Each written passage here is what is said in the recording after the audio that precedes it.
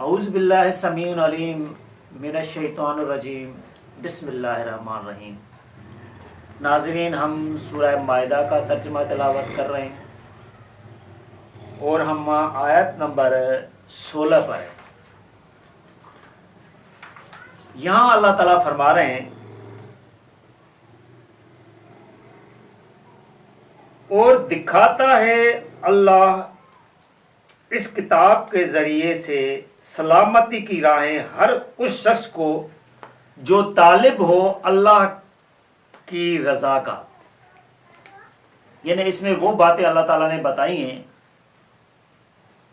کہ جو شخص اللہ تعالیٰ کی رضا چاہتا ہے کہ اللہ تعالیٰ مجھ سے راضی ہو جائے، خوش ہو جائے، میرے جو کام ہیں وہ اللہ تعالیٰ کے آگے سرخرو ہوں، پسند ہو، تو اللہ تعالیٰ فرما رہے ہیں کہ اس کتاب کے ذریعے یعنی قرآن پاک کے ذریعے اللہ تعالیٰ ہر اس شخص کو سلامتی کی راہیں بتاتا ہے کہ وہاں آگے جب اللہ تعالیٰ کے سامنے وہ جائے گا، حساب کتاب دے گا تو وہ بچے گا۔ لہذا بچت اس صورت میں ہے جب آپ ہم اس کتاب کے ذریعے سے اپنا کام کریں گے۔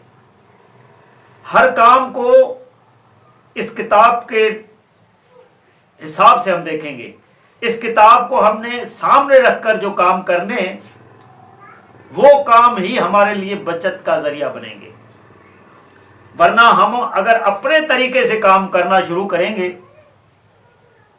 تو پھر ہماری بچت نہیں ہو سکتی، کیونکہ انسان ہیں ہم، ہماری نظر میں شاید وہ کام اچھا نہ ہو جس کو ہم اچھا سمجھ رہے ہوں،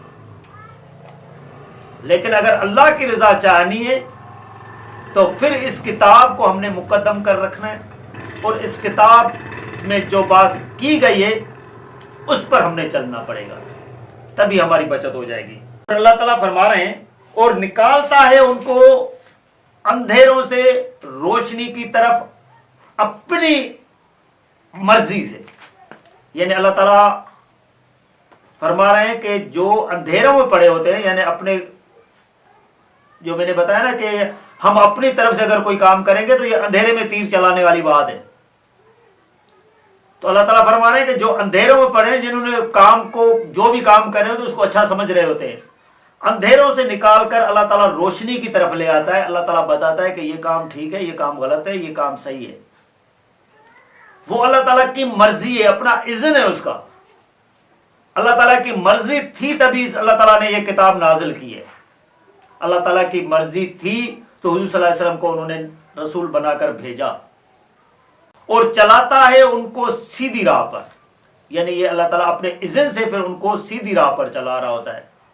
لہذا جس نے بھی قرآن کو چھوڑا وہ بھٹک جائے گا، اور جس نے قرآن کو پکڑا، قرآن کو پکڑ کر جو چلا وہ سیدھی راہ پہ رہے گا، ورنہ کوئی سیدھی راہ پہ نہیں چل سکتا اپنی مرضی سے۔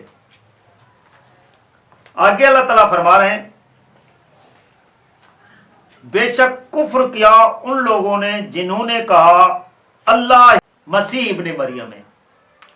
یعنی اللہ تعالیٰ فرما رہے ہیں کہ وہ کفر کر رہے ہیں، وہ انکار کر رہے ہیں اللہ کا، اللہ کی باتوں کا۔ یہ کفر انکار ہی ہوتا ہے کہ اللہ تعالیٰ کی بات کو نہیں ماننا، انہوں نے نہیں مان رہے ہیں۔ وہ جو یہ کہہ رہے ہیں کہ عیسیٰ ابن مریم یعنی حضرت عیسیٰ علیہ السلام ہی اللہ ہیں۔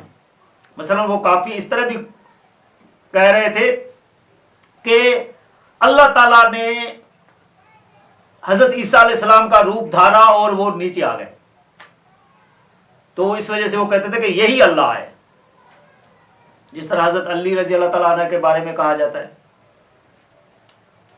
تو یہ وہی باتیں عیسائیوں نے بڑھا چڑھا کر حضرت عیسیٰ علیہ السلام کے لیے بولا، اور یہاں شیعہ میں سے جو بھی فرقہ ہے جس کی یہ سوچ ہے کہ اللہ ہی وہ اپنی شکل چینج کر کے وہ اس کے مطابق آ گیا،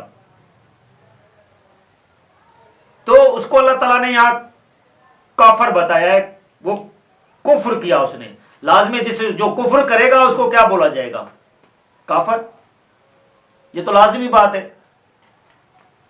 جو پڑھائے گا وہ استاد ہوتا ہے، جو پڑھے گا وہ اسٹوڈنٹ ہوتا ہے۔ اب یہ کہیں ہم یار یہ تو بول سکتے ہیں کہ وہ پڑھ رہا ہے، یہ اسٹوڈنٹ نہیں بول سکتے، یہ کیسی بات ہے بھائی؟ جب اسکول میں پڑھ رہا ہے تو وہ اسٹوڈنٹ ہی ہوگا نا۔ تو اس وجہ سے جو کفر کر رہا ہے تو وہ لازمی کافر ہی ہے جو کفر کر رہا ہے۔ تو اللہ تعالیٰ نے وہ بات بتائی ہے کہ جو بات کر رہا ہے کہ عیسیٰ ابن مریم اللہ ہے تو اس نے کفر کیا، یعنی وہ کافر بن گیا۔ تو اسی طرح اگر کوئی اور بندہ کسی اور کے لیے کہے کہ وہی اللہ ہے تو لازمی وہ بھی اسی آیت کے روح کے اندر آئے گا۔ پھر آگے اللہ تعالیٰ فرما رہے ہیں، اے پیغمبر کہہ دو کہ کس کا بس چل سکتا ہے اللہ کے آگے؟ ذرہ بھی اگر وہ چاہے ہلاک کرنا مسیح ابن مریم کو، اس کی ماں کو اور ان لوگوں کو جو زمین میں ہے سب کو، یعنی اگر اللہ تعالیٰ کی مرضی ہو، یہ اذن کی بات ہو رہی ہے۔ دیکھیں اللہ تعالیٰ کی اگر مرضی ہو، اللہ تعالیٰ کے آگے پھر کس کا بس چل سکتا ہے؟ یعنی کسی کا بس نہیں چل سکتا۔ پھر یہ پیارے شیارے کہاں سے آ گئے؟ اللہ کے آگے تو کسی کا بس نہیں چل رہا۔ دیکھیں حضور صلی اللہ علیہ وسلم کو کیا بتایا جا رہا ہے، اے پیغمبر کہہ دو کہ کس کا بس چل سکتا ہے، یعنی اللہ تعالیٰ کو کوئی روک نہیں سکتا۔ اگر اللہ چاہے ہلاک کرنا کیا مطلب کہ ختم کرنا، مار دینا، اس کا نام و نشانی مٹ جائے، مسیح ابن مریم کو، جس کے لیے وہ بول رہے ہیں کہ بھائی اللہ تعالیٰ کا بیٹا ہے، اللہ تعالیٰ کا پیارا ہے، یہی مان رہے ہیں نا عیسائی کہ اللہ تعالیٰ کا وہ بیٹا ہے، کچھ مان رہے ہیں، کچھ کہہ رہے ہیں کہ اللہ تعالیٰ نے خود ہی روپ ڈھال کے آ گیا تھا، کچھ کہہ رہے ہیں کہ وہ اس کا بہت پیارا ہے، جو حضور صلی اللہ علیہ وسلم کے بھی بولا جاتا ہے۔ تو اگر اللہ چاہے ہلاک کر دینا تو اس کے لیے بتایا گیا کہ کس کا بس چلے گا، نہ صرف اس کو مار دے، ہلاک کر دے، بلکہ ہلاک کرے اس کی ماں کو بھی، یعنی حضرت مریم علیہ السلام کے لیے، جنہوں نے سلام اللہ کے لیے اللہ تعالیٰ نے فرمایا کہ میں نے پوری کائنات میں سے ان کو چنا ہے۔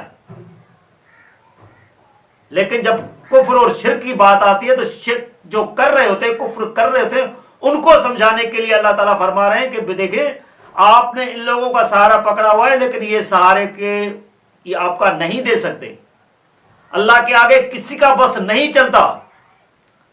اللہ اگر کسی کی بات نہ مانے گا، ان کی بات نہیں مانے گا، تو آپ لوگ کیا کر سکتے ہو یا وہ کیا کر سکتے ہیں؟ تو جس طرح حضور صلی اللہ علیہ وسلم کے لیے یا حضرت علی کے لیے یا آل محمد کے لیے یا صحابہ کے لیے بھی اس طرح کی، جس طرح کی آپ لوگوں نے اپنے اندر جنگ لگائی ہوئی ہے، اگر وہ اللہ تعالیٰ کے آگے کچھ کہہ نہیں سکتے، اگر وہ کچھ کہے اللہ تعالیٰ نہیں مان رہا ہے تو وہ کیا کریں گے؟ ایک تو کچھ کہیں گے ہی نہیں، کیونکہ اللہ تعالیٰ نے بتایا ہوا ہے کہ یہ نبی آپ کا ان سے کوئی واسطہ نہیں ہے۔ تو جو جس کے کام ہے اللہ تعالیٰ اس کاموں کی وجہ سے ان کو دیکھیں گے۔ تو اللہ تعالیٰ یہاں فرما رہے ہیں کہ اس کی ماں کو اور ان لوگوں کو جو زمین میں ہے سب کو، یعنی پوری زمین جو جس میں پورے جو یہ لوگ بس رہے ہیں، ان سب کو اللہ تعالیٰ ختم کر دے تو اللہ تعالیٰ کے آگے کس کی چلتی ہے؟ اللہ تعالیٰ کے آگے کسی کی نہیں چلے گی، کیونکہ اللہ تعالیٰ کی یہ ساری تخلیق ہے۔ مرضی تخلیق کو مروڑ سڑوڑ لے۔ ایک بندے نے اگر ٹیلی ویژن بنایا، اپنے ٹیلی ویژن کو توڑ رہا ہے تو کون روکے گا اس کو بھائی؟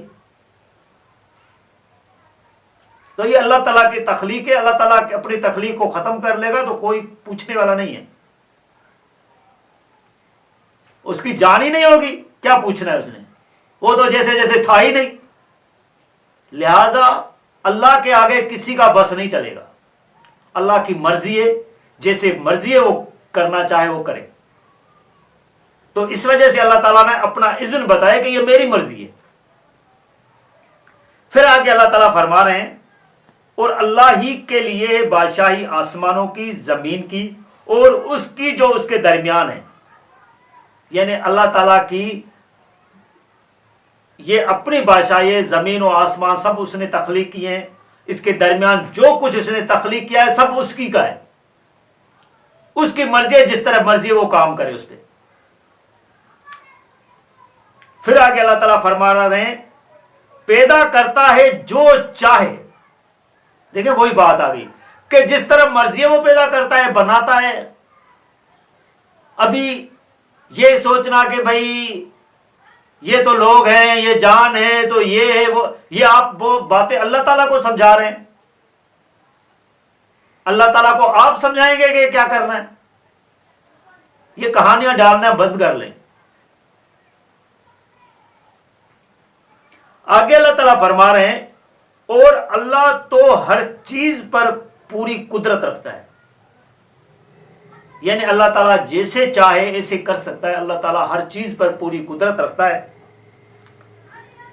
لہذا ناظرین ہم اس ویڈیو کو آیت نمبر 17 پر کنکلوڈ کر رہے ہیں، اور آگے اللہ تعالیٰ آیت نمبر 18 میں کیا بتا رہے ہیں ہم آپ کو اگلی ویڈیو میں بتائیں گے. جزاک اللہ.